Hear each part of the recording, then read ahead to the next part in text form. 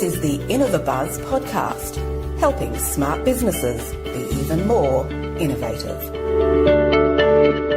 Hi, I'm Jürgen Strauss from InnovaBuzz.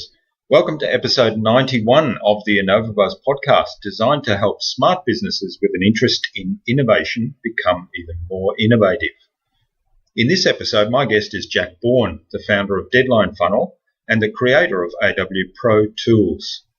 He makes software that helps entrepreneurs maximize their sales through marketing automation. His passion is to make tools that make marketing easy. This was a really fascinating interview where we talked about topics ranging from developing products for a specific need and testing those to focusing on providing an exceptional customer experience right from the beginning. Without further ado, let's fly into the hive and get the buzz from Jack Bourne of Deadline Funnel. Hi, I'm Jürgen Strauss from InnovaBuzz, and I'm really excited to have with me today on this episode of the InnovaBuzz podcast from St. Augustine in Florida, Jack Bourne, the founder of Deadline Funnel and the creator of AW Pro Tools.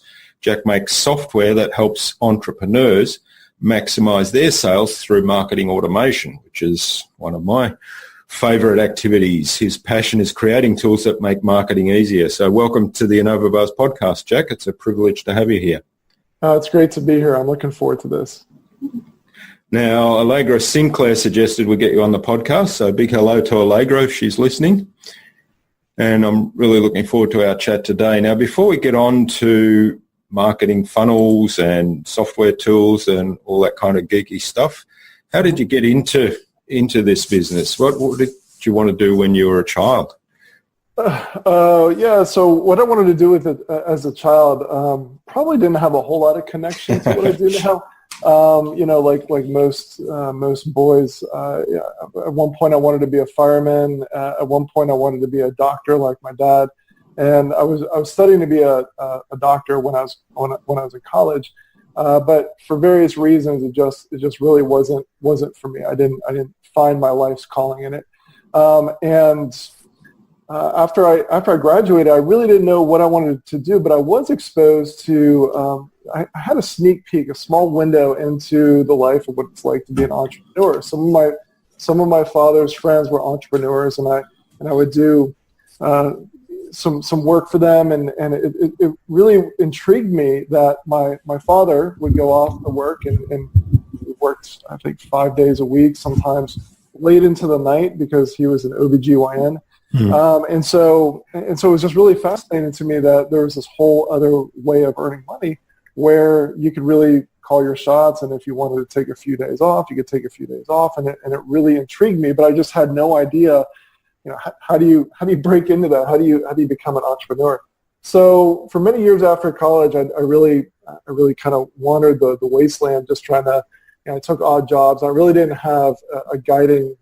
I didn't have a direction that I was going in, but I knew that I wanted to be an entrepreneur. And so really, the first thing that I did was I tried my hand in sales, and I had mixed success, but I got a lot of experience. This was direct sales, and so I learned what it's like to get rejection face to face. Yeah, that was kind of brutal, but that was my first introduction to sales and marketing. And so just to speed this up, because this was a long time ago. So fast forward, and I had worked for Merrill Lynch for a while, and that's really kind of a direct sales type of job. You're getting clients and stuff. I left Merrill Lynch after a few years of doing pretty well at that, but there was a new company that was having success in the Jacksonville, Florida area.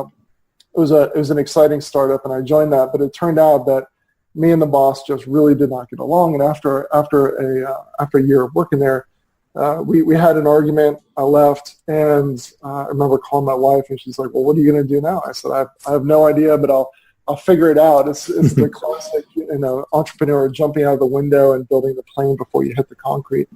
So what I ended up doing was I went and I purchased. I got this idea to create basically the company that I worked for, I should explain, was in the business of providing. They would connect what are called travel nurses, these healthcare providers, with hospitals. And so when I left, I thought, well, it seems silly that there isn't any sort of marketplace for this. So I'll create the eBay for these various sort of a job site for these types of workers. And so I didn't know how to build a job site. So what I did was I went and I purchased a book on PHP, a really thick book, and I went through and I purchased some code, but the code didn't work. And so I went through and I was trying to figure it out. And so I scratched and clawed and got it all working.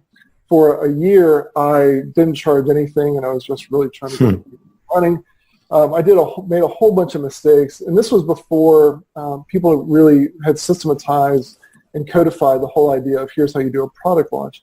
But I ended up doing a bit of a product launch because my wife came to me after a year of this, and she's like, look, I love you, but it's trying to figure out if this is a hobby or if this is the real deal. So I said, yeah, you're right. So what I did was I sent out a series of emails saying, okay, we're starting on this date. We're going to start charging for this service, and you can become a charter member. Here's what that means, and here's the deadline. And so what happened was initially I think one company bought, but other than that there was crickets, really nothing. And I was freaking out. Oh my gosh, I'd wasted a year of my life. And so after the time ran out, I said, well, a deadline's a deadline. And so I'm going to hold fast to this, and I started shutting off accounts. And all of a sudden, emails started coming in, the phone started ringing. Hey, why can't we get access? I said, because the deadline passed, and I'm a man of my word. And within the next 5 days, over $28,000 of revenue came in. Wow. and that was my first introduction to the power of deadline, and also my first introduction to how much people procrastinate. And so that wasn't where a deadline funnel was born, but that certainly was my first introduction to the power of a deadline, especially when you're marketing. And so that was really my first foray into marketing. And that site really was enough I didn't make $28,000 a month, but it was a recurring membership deal. And so that really paid the bills and then some for many years. And it really gave me some breathing room to get much better at programming. I tried my hand in affiliate marketing. I had some affiliates. I created some software. So that was really how I got started in this. But I just as soon as that money started coming in, I really got the bug and just wanted to keep improving.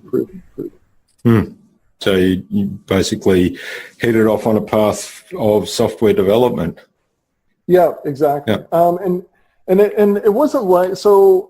I didn't continue. I wish that I had seen some of the writing on the wall and said, okay, this is what I'm good at. I should just do software development. But I really dove deep into sales and marketing, especially marketing online, direct response marketing. And for a while, for several years, I actually worked for Perry Marshall, who is known as the guy who really cracked the code on how to advertise on Google. Yeah. So I worked as his marketing manager for, I think, 6 years. He's a good friend of mine to this day.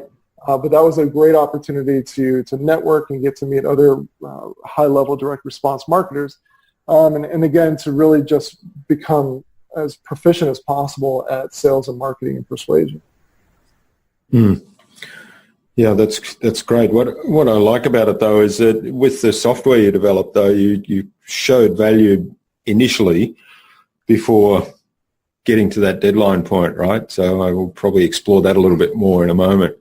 Well, with if I can just jump in, with that, it's that's one of those two-sided markets. It's like an auction place. So you're playing in the middle between the suppliers and so the service providers and the people consuming those services. And so you have to build up both sides. You have to get that network effect because if it's lopsided on one side or the other, then there's not equal value. And so, in order to reduce the friction and get it to the point where I could charge for it and there was value, we did have to go through that phase.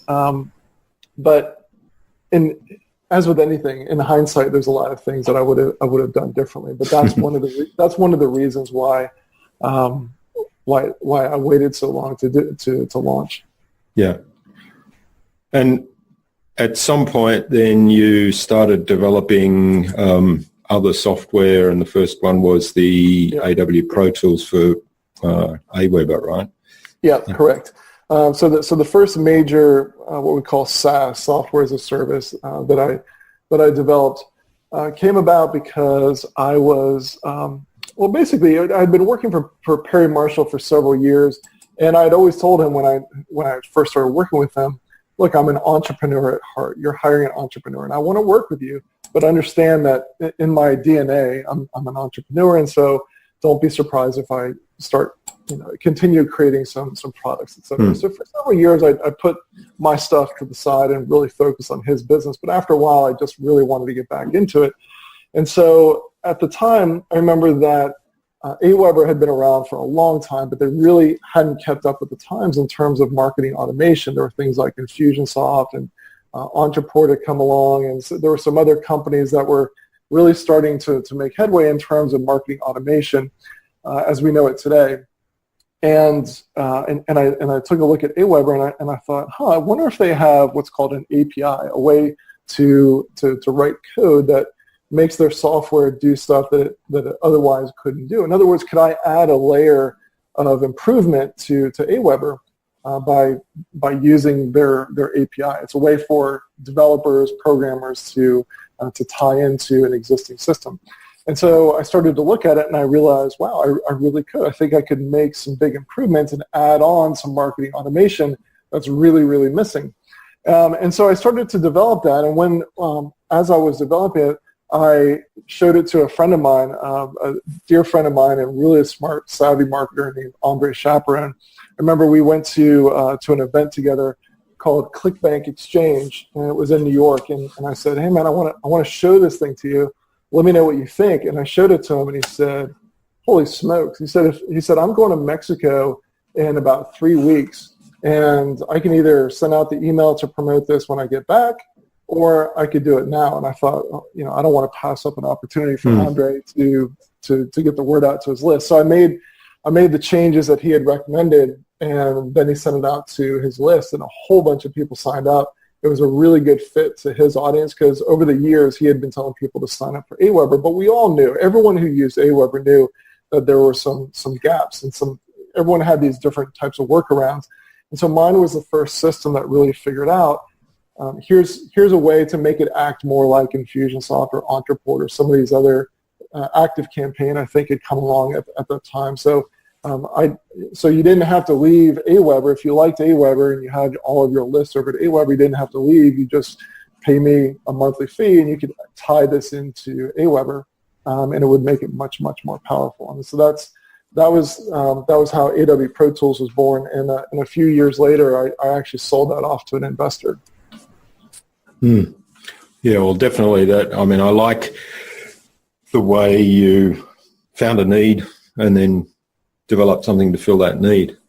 Yeah, that's how a lot of my stuff has come along, is that I sell to people who are very similar to me.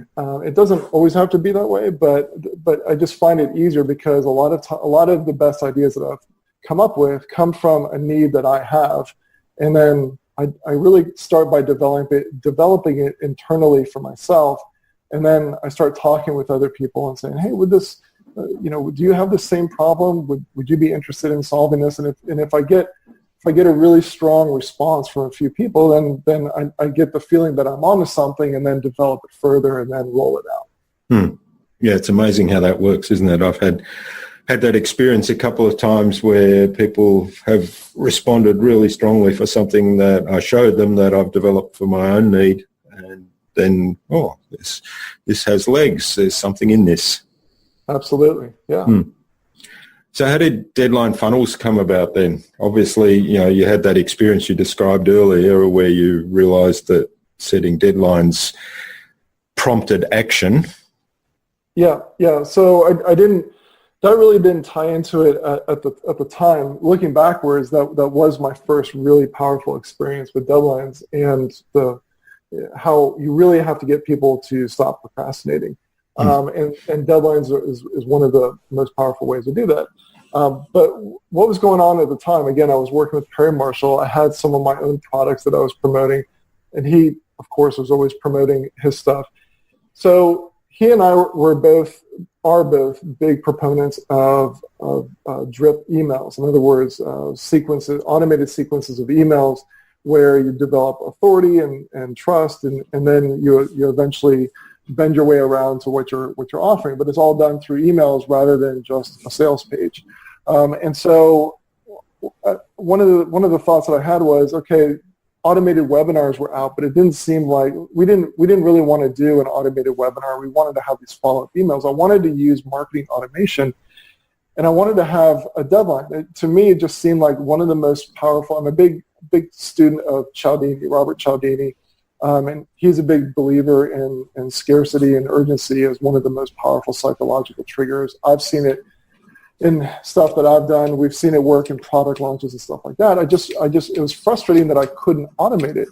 And so I didn't think, I'll go and create this. Actually, I went and started looking for solutions. And there were definitely little scripts and little free WordPress plugins that you could use to put a countdown timer on a page, but that really wasn't going to cut it in terms of what I wanted to do. Because what I wanted to do was not just put a timer on a page. I wanted it to be, number one, I wanted it to be, just because it's automated, I didn't want it to be fake. I wanted it to be genuine. So I wanted, if it expired, I didn't want it to reset the next day and just be some bogus, sleazy tactic. I wanted it to be genuine, but automated. The other thing is that I wanted the ability to have it fully integrated in the email, because sometimes the first thing that you have happen when someone goes into a sequence is not an action taken by the prospect or subscriber. You're just applying a tag, or maybe they click a link, but I wanted to be able to trigger things in the background in Infusionsoft or some other email software system and have that set the deadline. And there was definitely nothing that could do that. And really one of the key things was being able to have the deadline be specific to that person, so that no matter what page they went to, if they went from the sales page to the checkout page, the countdown could be the same countdown on both of those pages or multiple pages. And that was that's really just the small number of things on my list that I really, really wanted, but those were some of the big things, and that just didn't exist. And one of the other things was I didn't want to be forced into a certain format, like, okay, you can do it if you use automated webinars, but anything else, you just can't make this happen. I didn't want to be forced to sell one certain way. And so with all of those criteria, there was nothing that even came close to even doing one of those things. And so I just decided, well, I'll create it, and then I'll see later if other people are really interested in purchasing this. So I developed it internally, and developing software internally is just at least 10 times easier than developing it for the public to use, because someone who shows up and puts in their credit card or they take the free trial, and they have to be able to use it without you sitting there and saying, okay, well, you got to click on this and do this and do that. So when you develop it for yourself, you don't need a pretty admin, you don't need something with tutorials, and so it's a lot easier to just create something for yourself. Taking it to that next level is not twice as hard; it's like 10 times as hard. But eventually, I started sharing it with other marketers, and people just loved it. It felt like the AW Pro Tools experience I had, where people had been silently begging for this, and it was just, as soon as people saw it, it instantly clicked with them, and they understood. They're like, yeah, this is awesome. I can definitely see how to use this. And so that's, if you have a product like that, it's just amazing, because it gives you the opportunity to get feedback from people who see where you're going with it, even though there's some rough edges on what you're offering, because it's an early version, and they hopefully stick around long enough while you're developing and taking their feedback. But it's just so great when you have that product to market fit, and people are excited and they're enthusiastic. And that's really what I had with both AW Pro Tools and have with Deadline Funnel as well. I like the specificity to the person. So how does that work? So if somebody lands on a sales page, for example, say, and it makes an offer, that triggers the deadline from there, does it? So it's specific to that person who's... Right. So in your example, you started with someone lands on your sales page, and so let's say that you show up on a Monday and the deadline is automatically set. I'm just going to pick an arbitrary day for Thursday. And so you've been tracked, and now the deadline is going to be over on Thursday, and if you don't take action, you're not going to be able to get back to that sales page. In addition, if we put the deadline funnel code on your checkout page, let's say, you wouldn't be able to get on the checkout page or leave the checkout page open. So whatever pages that you want to just be able to be not accessible after the deadline, it could be multiple. And so that's what I mean.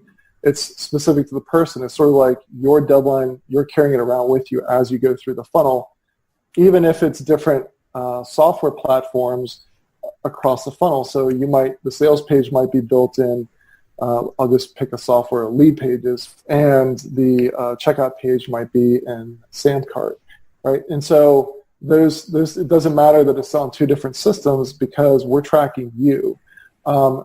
So just continuing on with this analogy, if Jane shows up on Tuesday, her deadline wouldn't be the same as yours. Her deadline would be one day later because she showed up one day later. And so her deadline would be Friday.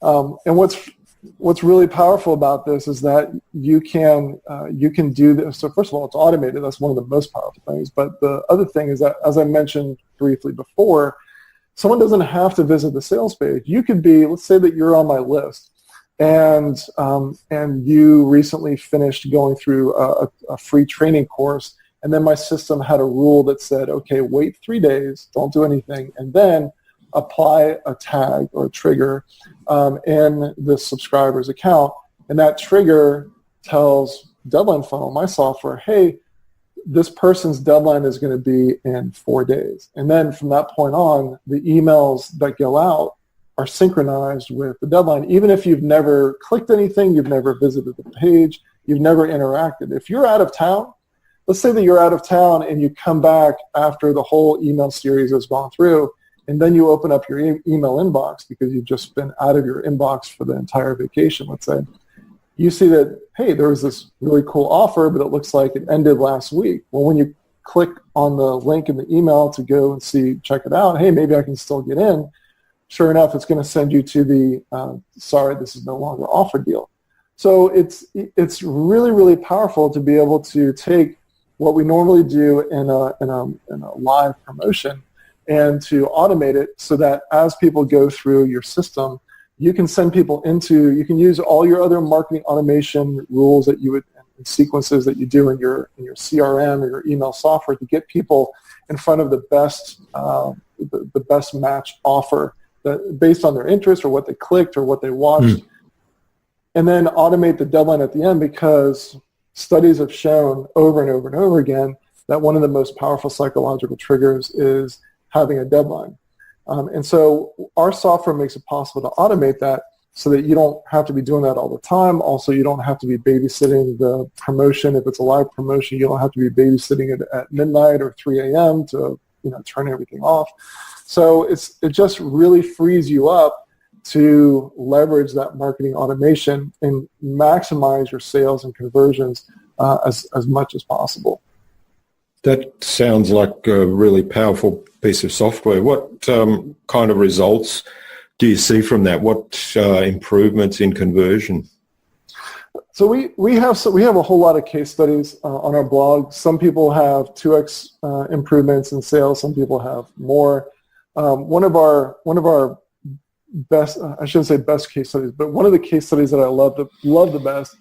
I like to tone things down rather than saying you're going to make 500% more. I like to tone things down. So there's a great guy, an early client of ours named Nick Stevenson. And so we took an interview that I did with him and turned that into a case study, and he got a 37% increase in sales. Now, as I mentioned, some people have gotten much, much higher increases, but again, I like to tone it down because 37% is nothing to sneeze at. A 37% increase in conversion where you have no additional cost of advertising. You're doing the same thing. You have the same funnel. And his funnel he was doing everything right before he added Deadline Funnel in. He was doing basically what I'll call the poor man's version, or sort of the the duct tape version of doing rolling evergreen launches. So every 2 weeks, he would change all his web pages, change all of his emails, queue everything up, and basically do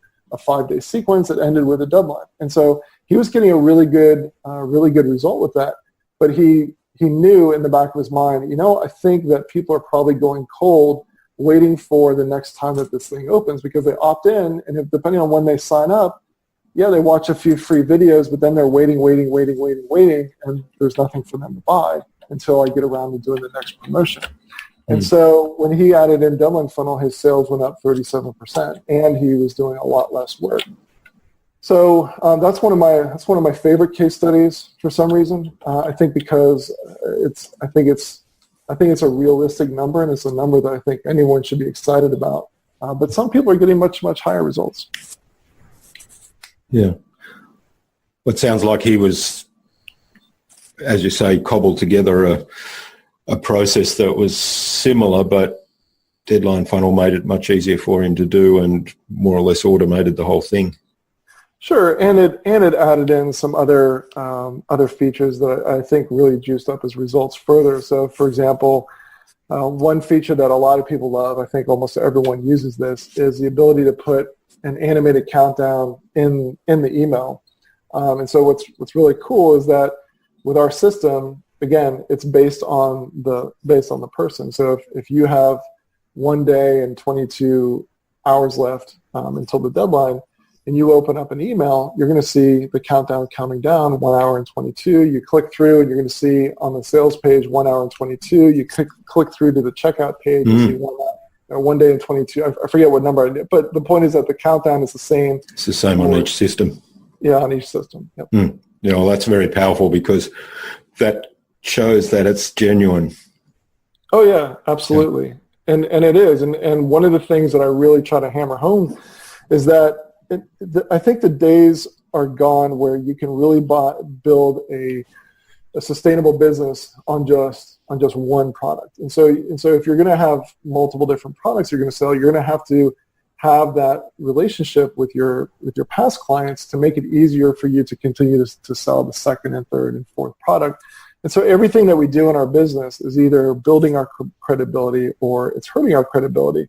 And so when you use our software, if someone for 1 second thinks that it's not genuine, they'll learn real fast that, the deadline was in fact the deadline. And then the next time that you offer something, they're going to be much more, they're not going to wait around, they're going to jump in. Whereas if you go the opposite route and you have one of those cheapy countdown timer scripts that's just specific to the page and it resets the next day, it's gonna hurt your credibility. It's gonna have an effect over time. So it's just gonna make it harder for you to build a business. And so, our clients understand that it's important to invest in your business and treat it like a serious business, so that you're not just a one-hit wonder. It's not just about this week's promotion. It's about, yes, this promotion, but what's next and what's next and what's next, because you want to have a relationship with your clients. The hardest thing is to get that first client. So you want to do the best that you can to serve these people, to develop trust, and to not do anything that's going to hurt that trust, so that when you have other things to offer, it's going to be so much easier for them to decide, yeah, this is what I want to do, because Jack's stuff is good and he's always truthful, and I can trust what he says, and I'm going to buy this. Yeah, that's good advice. Now, I imagine there's a lot of moving parts to this, because it integrates with email providers, with the auto CRM systems and a whole lot of different ones. And then there's the whole idea of what's your strategy for setting a deadline, because I guess just using the software itself is not really going to get you much results unless you know how to put together the campaign. So what kind of onboarding and training do you provide for customers to get them started? Yeah, I'm glad you asked that. So one of the things that we have is, as soon as someone signs up for our 14-day free trial, there's a page with a video from me, and it's a real short video that you would think that I'm going to say, here, let me show you how to use the software. But actually what I say is, before you log into the software, want to invite you to do a free 15-minute onboarding call with my team. It's not a disguised sales call. It's just an opportunity for us to make sure that you don't have, so that we can answer whatever questions that you have and help you map out your strategy if that's what you want, or help you get comfortable with the software. Like whatever you need, that's what the 15-minute onboarding call is for, and it's completely free. And it truly is not a disguised sales call. It's just an onboarding call with my team members and sometimes with me, just to help them out. And that's been really, really powerful to help people to get up and running. The other thing that we do, we have invested a lot of time and energy into providing stellar support, including a knowledge base that includes not just videos, short videos, that's key, short videos, and also the text version, so that people can get the answers that they want quickly. But also a big thing that's a really big investment, and I'll admit, I've said this many times, when my team brought it up to me, hey, let's do live chat, internally a part of me felt like it was dying, because I thought, oh my gosh, like live chat, I don't want to do live chat. Live chat for sales? Sure, that sounds great. But we really made a commitment. I said, look, let's commit to this for 30 days, and let's just see how it goes. I'm going to go all in. I'm going to get in on chat. Anthony, my whole team just really jumped in and focused on providing a great experience on chat. And I would say it was 95% answering support questions. So there wasn't a whole lot of closing sales on the live chat. But what it did for our members, our clients, is that, especially our new ones, is that it gave them quick answers to the questions that they have. And what I started to realize, because in my own experience, there's lots of software companies out there that have a live chat, but you go and you type it in, and you either wait for an hour, or it'll say, hey, we're not here. Like after you've typed it in, it'll say, hey, we're not here. We'll get back to you in 6 to 12 hours. And that's always frustrating to me. So people had a really good experience by getting the answers that they needed right away. And it also gave us a feedback loop to know what sort of questions and things our clients were struggling with most, so that we could also create that documentation. And so it wasn't one of those things where Monday we started doing live chat, and by Friday we just saw tremendous growth. But it's sort of like working out or eating right. Over time, it has a cumulative effect. And the more we did it, the more we grew, and we started getting a lot more word of mouth. People were talking about what an extraordinary job we were doing with customer support, and just people had an all-around great experience, because whether they were having an easy time with the software or a tough time, they could go on chat and get their answer solved right away. It was within like 5 minutes, sometimes less than a minute. They could be chatting with us, and that was just a real big differentiator for us, and it's something that we invest a lot of time in to this day. Yeah, I see you're using Drift also on the live chat as the live chat software. How do you find that? Because I'm using that, and one of the things I haven't quite worked out to get right is the notification, so that, as you say, you can have that quick response. Yeah, so we like it. As with anything, it's not perfect. There are some features that they've taken away. That one feature in particular they took away that I really wish they hadn't. But all in all, we're very happy with them. The way that we're so on top of it is that we have it tied up with Slack, and so we use Slack for our internal team communications, like a lot of people do. And so we have it where it pings us in Slack and we get that little notification. And so what we used to do is we used to just answer it via Slack, and you can certainly do that. But for some reason, the Drift software would always keep, every now and then it would have either a really slow connection. So there was this lag time between when they typed something and when we saw it, and then when we typed something when they saw it. Not all the time, but it was enough that eventually we all switched over to using it in the web browser. And so what we would do is we would get the notification, the ping, the audible ping that, hey, someone is responding, or someone is starting a new conversation. we would get that ping in Slack, but then we would actually go to the Drift admin and reply on the website because it was there's virtually no lag time there. Yeah, that's pretty much how I've set mine up. But what tends to happen is that when the team's not online, that's when most of the requests come in, and then you don't see them later on unless you actually go in and look. Well, we set. I think you can set the messages so that if it's before hours or after hours. Yeah, we have that. But I mean, in terms of then coming back and responding first thing when you're back on, that's where I need to work out the process anyway. So you talked about the knowledge base and short videos. So what's the theory behind that? Because I really like how you're doing that.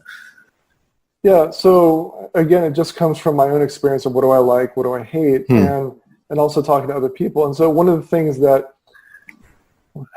that's frustrating for me when I'm using someone else's software or trying to learn someone else's program is when someone does a webinar and then they take that 45-minute or hour-and-a-half webinar and they upload it to YouTube or Wistia, and that's the main training documentation. You're supposed to be able to scroll through that. And some people do a better job than that, and they'll make their videos 15 minutes. But I find that 15 minutes is still too long. I think that you should break down the videos as short as possible, and then ideally, the videos. It's a lot of work. But it's an investment. It's an asset once you have it. So I don't think that you should have a knowledge base that's just video. I think that a lot of people, if they're in a rush, they want to see the text and the pictures and some arrows pointing to things so that if that's all they need, boom, they read it, they're out, and they're gone. Now, if they read through it and they realize, okay, this is the I'm in the right place, but this is a little bit complicated, so I would like to watch a 5-minute video on how to integrate with Infusionsoft, let's say. Then the video is right there in the knowledge base, and they can watch the video and get more information and have it more spoon-fed to them, and they can watch over my shoulder or over my team's shoulder as it's done in front of them. So that's my theory of how people like to consume help documentation. Yeah, that's great advice. I like that a lot. Most people, well, everyone has different preferences for how they communicate. So some people are visual, some people are more auditory, and other people like reading things. So it's good that you're addressing all of that. And as you say, I mean, I find myself a lot probably liking to look at screenshots and step-by-step guide, but then a video is always good if I think this is a bit complicated. I'm not sure I understand. Yeah, absolutely. And again, it is a lot of work. And what I would say is, this is what I'm talking to is where I think anyone who's got software should want to get to. But when you're first starting out, you might have a smaller team. You may not have the resources to do that. And so if you are just starting out, in my opinion, it's fine to do either longer videos or to do a webinar and break it up into chunks. Try to explain to people, if it's a longer video, here's what we cover in this video. Maybe there's some bullet points so that people know what's in the video, so they don't have to watch the whole thing and realize, okay, that wasn't it. I need to watch the next video. So when you're first starting out, you just need to get it done. You don't have to get it perfect, but everything. One of the things that I've found with software is that you're never done. There's always something that can be improved. There's lots of things that can be improved. In fact, there's more things that be improved. I mean, even after years of doing this, we have a never-ending conveyor belt of things that we're improving this here. Someone said that this was confusing over here. We've updated the admin, and so now we need to go through and update our documentation. I now have one of my team members going through and checking our documentation for quality control, seeing what's outdated, what's inaccurate, what could be improved, et cetera. And so it's just constantly going through and improving it again and again and again. And so there's really no end in sight. There's no point where you get to where you do your documentation and it's okay, you're done. There's nothing else to say. Because if you're continuing to develop the product and add features and streamline and improve the user interface and if you're dedicated to making the user's experience as good as possible, there's always areas where you can improve. And every time that you improve the software, you can improve the documentation. And sometimes the documentation becomes outdated because you improve the software. That's right, yeah. And also getting feedback from your customers, which I'm sure you're doing. I know I'm involved, and I had these folks on the podcast a little while ago, Paperform. Their process is very similar to what you've just described. They do a really good job. And it's funny, you talked about the pop-up chat on the website. They have the pop-up chat on the website, and that's the main way I communicate with them. If I have a question about how to do something, I'll pop it in there and they'll come back to me fairly quickly, and they constantly are evolving that product, and as they evolve the product and add new features, they then add to the documentation. Mm-hmm. Yeah, in my experience, no matter whether someone's auditory, visual, kinesthetic, pretty much everyone wants to just give me the answer. Like, it shouldn't be hard. So if if the chat's there, they actually want to use it, and they want to talk to a human being. It's sort of, I have this frustration when I call the bank or God knows the cable company. Press 1 for English, press 1 through 6 if you're doing this.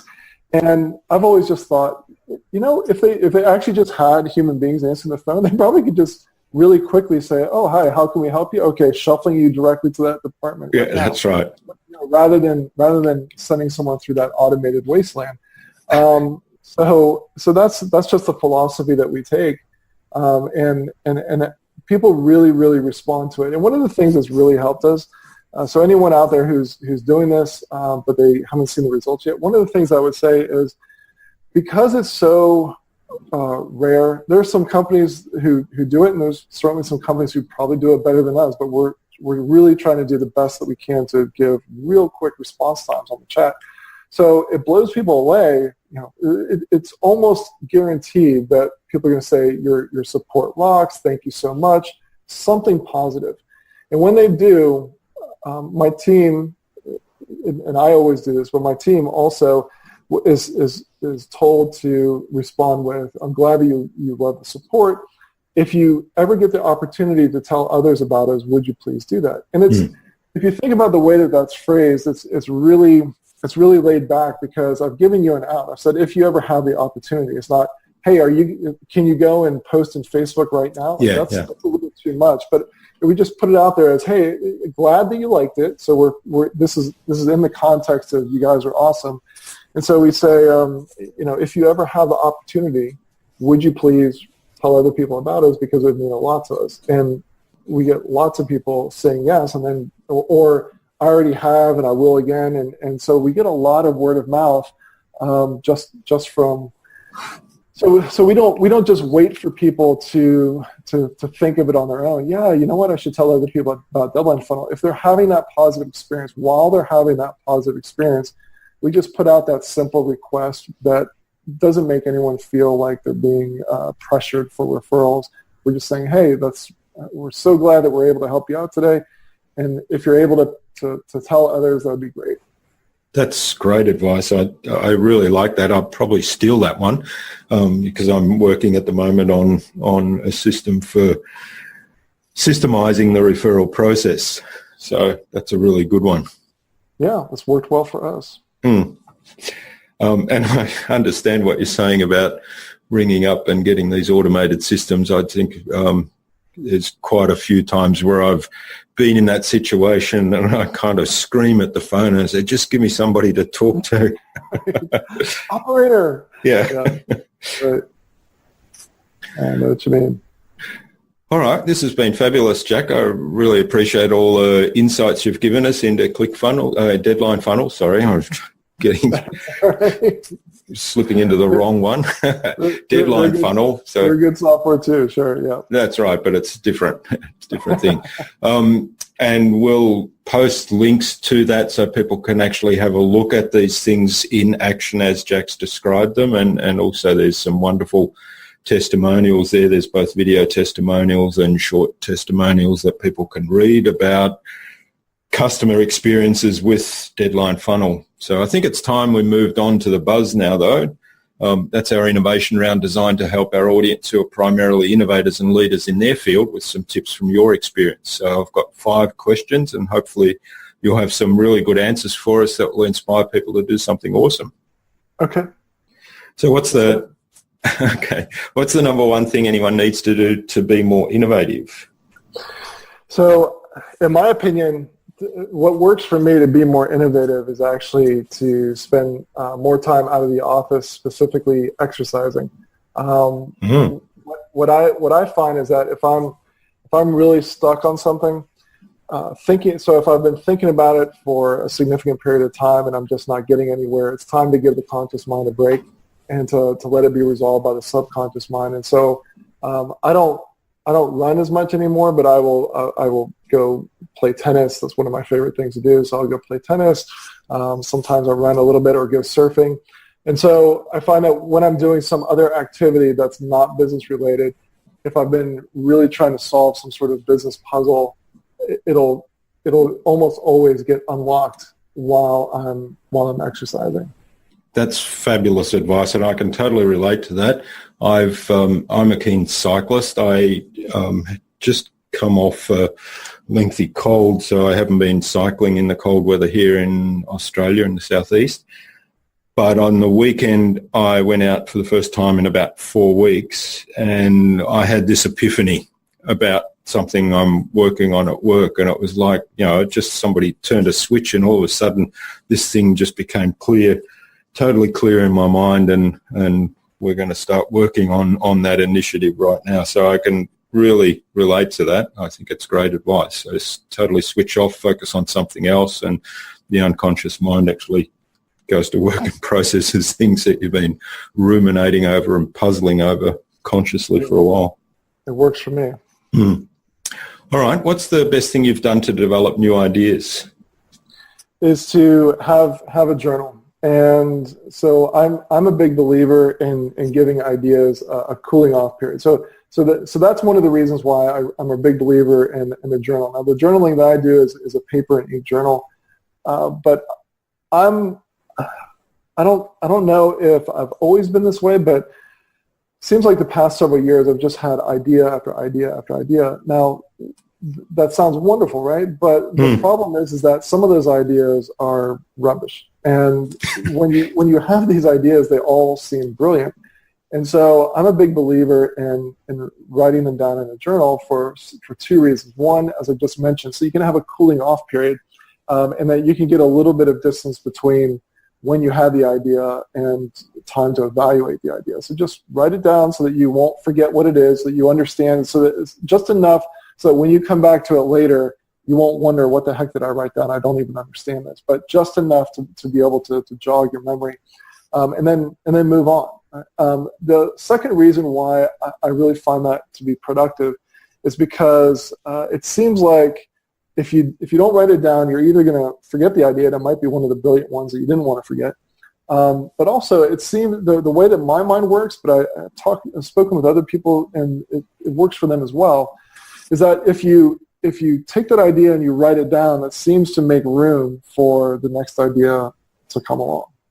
And so it for me, it just works to journal. And back to the cooling off period, I can't tell you how many times I've gone back and looked at ideas and I thought, that's one of the stupidest ideas I've ever had. But I know at the time that when I wrote it down, I thought, this is good. This is some good stuff.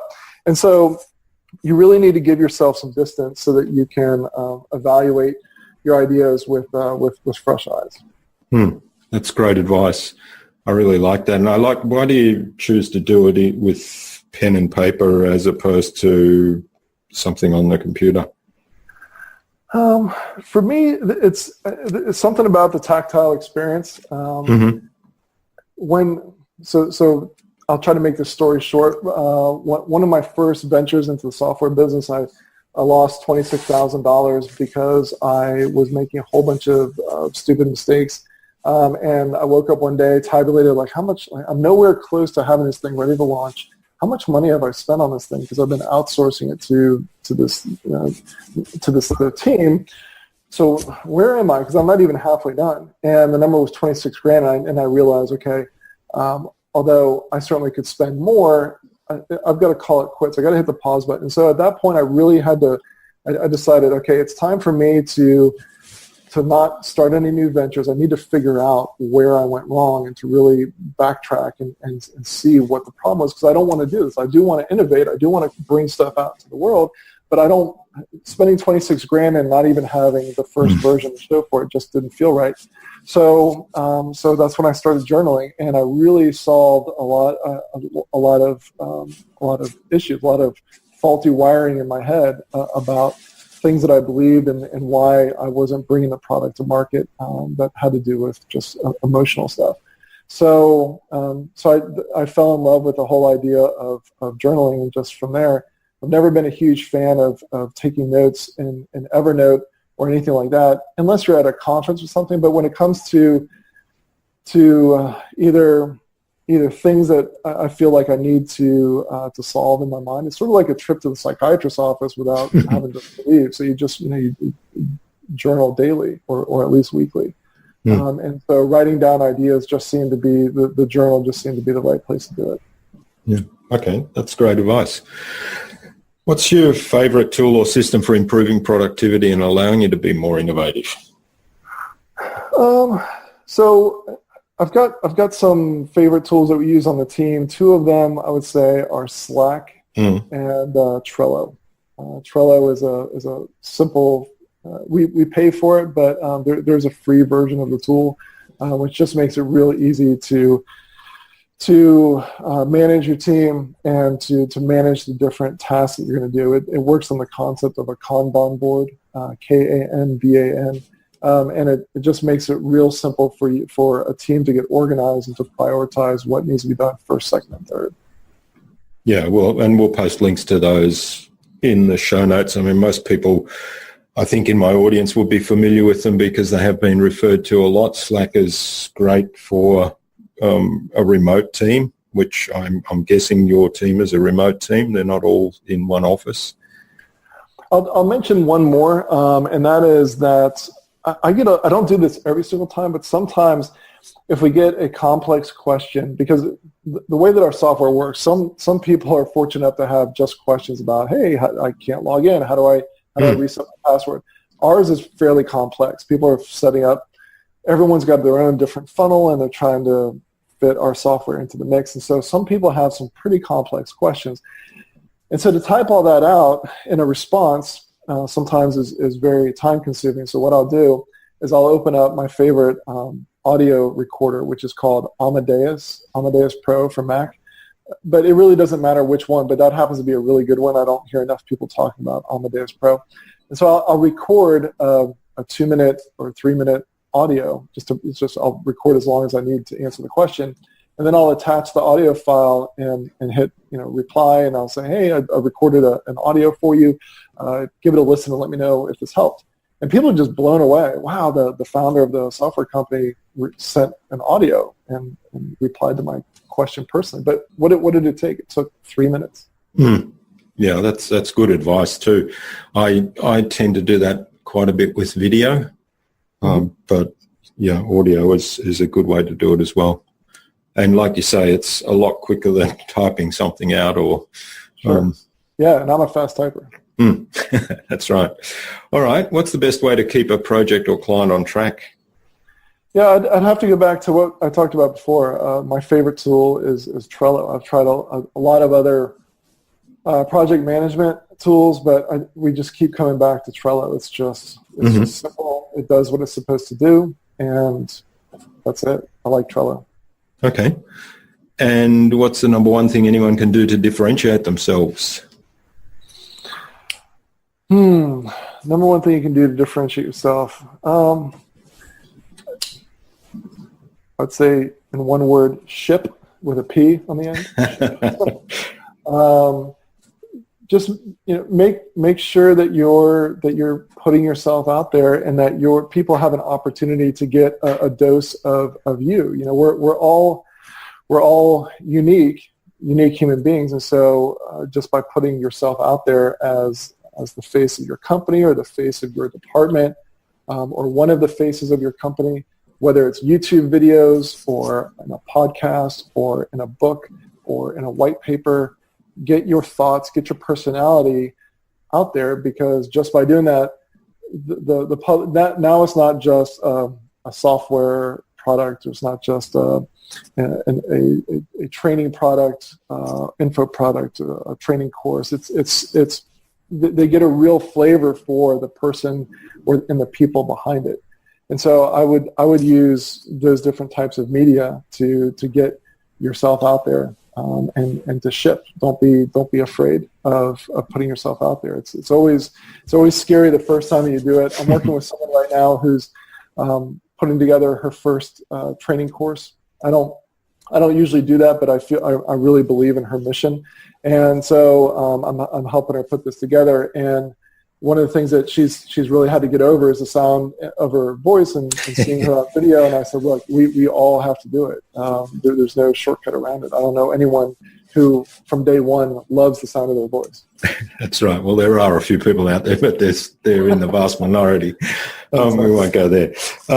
That's great advice. And it reminds me, I was doing a summary of some of my early podcasts, where, I've been asking these 5 questions since the beginning, and I thought it would be a good idea to pull out the answers of the 5 questions for a bunch of folks and put together episodes that just had that in it and compare what people have said. And you reminded me very much of exactly what Dory Clark said in her interview. She said almost the same thing. You've got to get out there and ship. I think she might have even used the same words. And there's this great video, it's a TED Talk, I think, of Seth Godin talking about exactly the same thing. So great advice. Yeah. All right. Well, this has been absolutely fabulous, Jack. Where can people reach out and say thank you? Well, they could come to our website, doublelinefunnel.com, and hit us up on chat. We're also on Twitter, where we have a Facebook page, so we're very easy to find that way. And if anyone has a question about our software, you can certainly post to us on chat, or you can send us an email at help@deadlinefunnel.com, and that will get to us as well. Just let them know that you want your message to go to me, and they'll make sure that it gets to my inbox.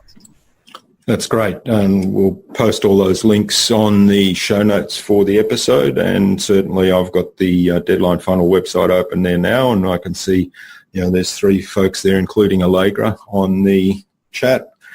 So I'm sure if I post something in there, I'd get a quick response. Absolutely. All right. So what's the number one piece of advice you'd give to any business owner who wants to be a leader in their field?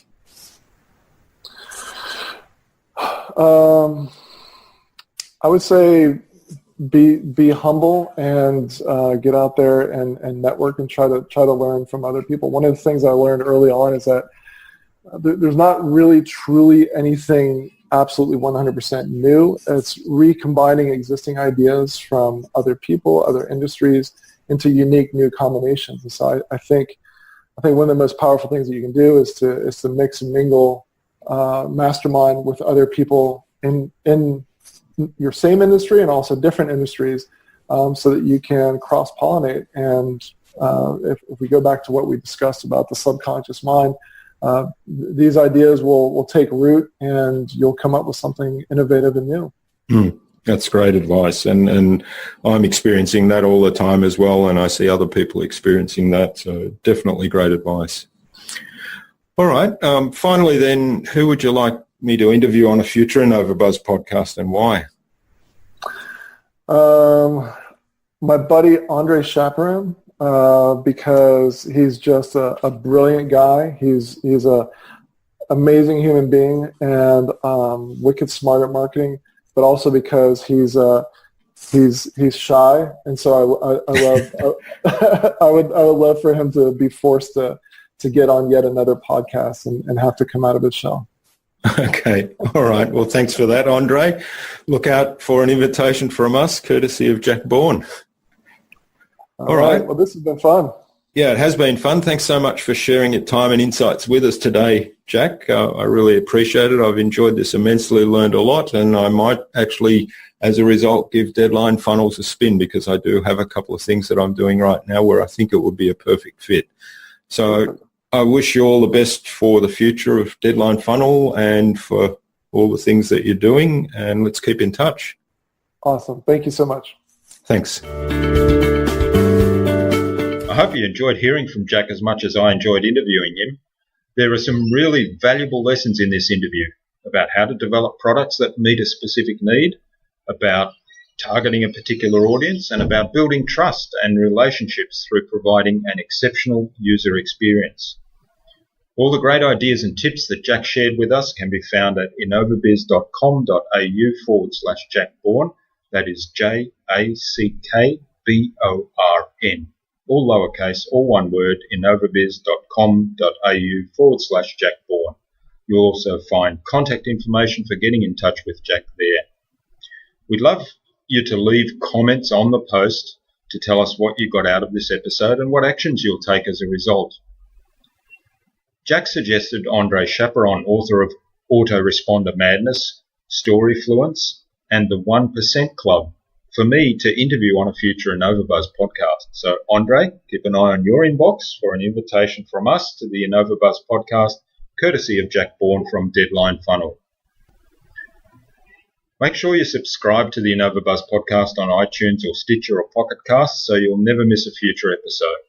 While you're there, please leave a review and let us know how we are doing.